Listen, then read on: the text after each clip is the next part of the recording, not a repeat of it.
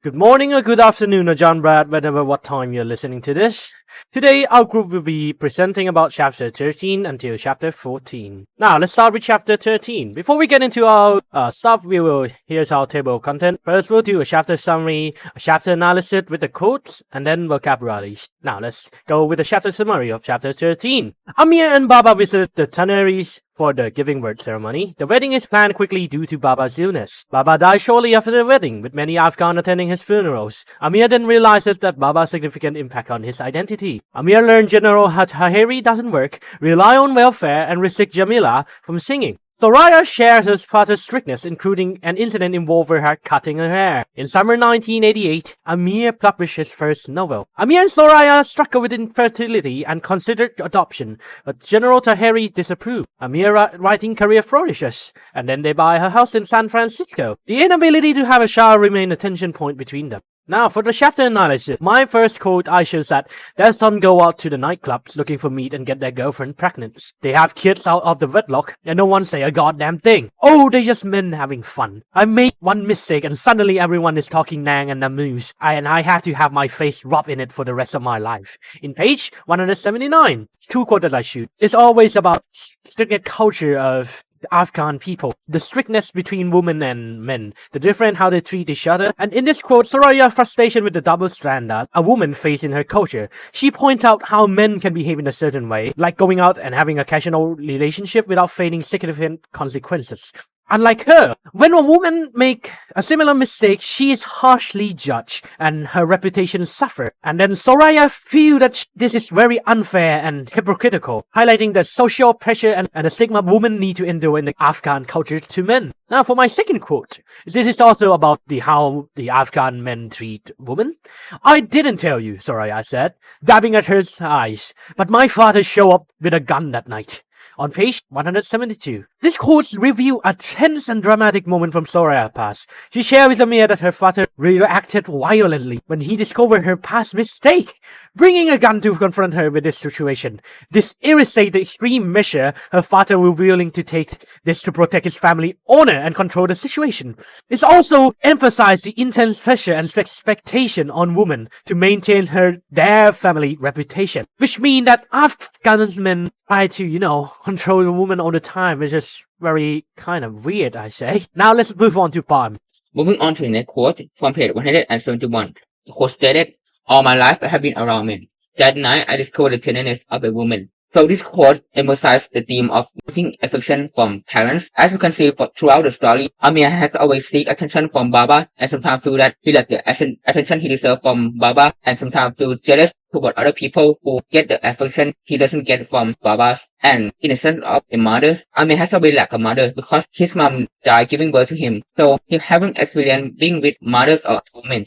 So being in a relationship with Surya kind of feel in that gap. So Surya kind of act as his mother in some sense and show him the affection he never experienced before with women. So he's kind of said that on that night he kind of discovered the tenderness of women for the first time. And next quote is on page 174. The quote stated, "Baba couldn't show me the way anymore. I have to find it on my own." So this quote is being stated after Baba has recently passed away. So now Amir has to grow up and be dependent on his own and kind of take care of himself because throughout his life, Baba kind of guide the way for him and told him what to do or what not to do. So now he kind of escaped that boundaries already and had a chance to do things on his own and be dependent and be more grow up. And it's kind of so like a coming of age of Amir's. Moving on to vocabularies, the first word is reputable. It is an adjective.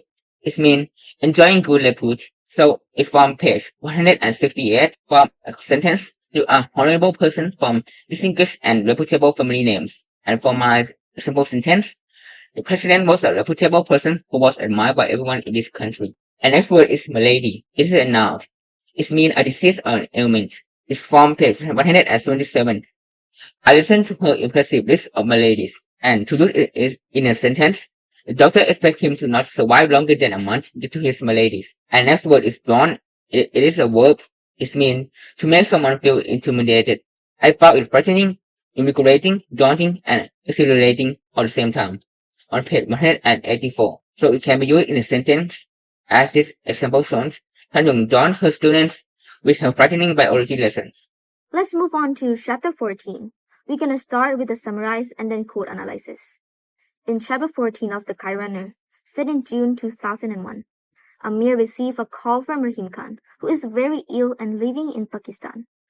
Rahim Khan, the first adult Amir considered as a friend, asked Amir to come and see him. So he told Saria, his wife, that he had to go to Pakistan.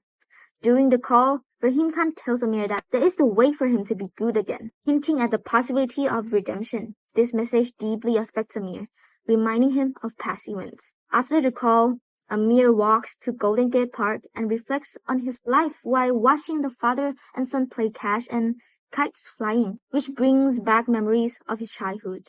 That night, while lying in a bed with his wife Saria, Amir thinks about their relationship. They still make love, but there is a sense of futility and lack of the deep connection they once had. Their conversations had shifted from dream of having babies and child to more mundane topics. A week later, Amir decided to travel to Pakistan, hoping to confront his past and find redemption. This chapter sets the state of Amir's journey towards making amends and facing the consequences of his actions. Tanyong and Punch gonna analyze the quote in this topic for you. The story had moved ahead to 2001, which refer back to the beginning of the book, which hints that something had happened in the past in the winters of 1975 between Amirs and Hassan, which now we know what had happened. In this chapter is the turning point where there is a way for Amir to be good again. Rahim Khan now he's know everything's in. Try to make Amir come back to help her son for the last time, and maybe the last chance, as it emphasized the theme of redemption, guilt, and the longing for forgiveness for Amir. So for the kite scene, as Amir walked through the past, the twin kite remind us of Amir and Hassan of their childhood memories, twists and turns of the story that had happened because of the kite runner, which the kite represents the friendships and the betrayal between Amir and Hassan. The sight of the kite triggers a flood of memories and emotions, like reminding Amir of the times between Hassan and the memories of the kite, which contrasts with the themes of the park, which serve as a climax of how his life now has been in America that had softened his guilt down. And it contrasts the guilt and the regret of Amir feels about his past action, which for him phone call serve as a wake-up call for Amir that he hasn't so long believed in his past and let America wash over his sins and forget it, but the call is a reminding that there's a good way to be good again, as a chance for redemption, which can embed on a journey of self-discovery for Amir and rekindle his past friendship with Hassan to pay back for Hassan. And for Rahim Khan, he now know the unspoken secret, but he has always believed in Amir. Even Baba didn't. He called Amir up because he still believed that Amir can be a man and stand up for himself and find his way to help Hassan and pay back for his guilt. Impediment in chapter 14 has two impediments, that is, Amir guilt and Hassan and Soraya wants to have child together. Firstly, the sentence, I glanced up and saw a pair of kites red with long blue ties. At the page 192 shows why Amir sat and watched a man play catch with his son and looking at the kites flying, making flashback to his guilty in chapter 7, when Hassan went to run kite for him and got raped. The another sentence is an unspoken secret between us, except now I knew he knew. My suspicions had been right all those years. He knew about Asep, the kite, the money, the watch with the lightning bolt hand. He had always known. At page 192 shows Rahim Khan had always knew Amir guilty, which about Asep, the kite, the money, and the watch. He also thinks of something Rahim Khan said to him on the phone that, come, that is the way to be good again. This quote shows Rahim Khan's want Amir to come and be a good man again. The another impediment is at page 193. While Amir and Soraya was in bed, Amir think of their relationship. They still make love, but both of them feel a kind of futility in the act.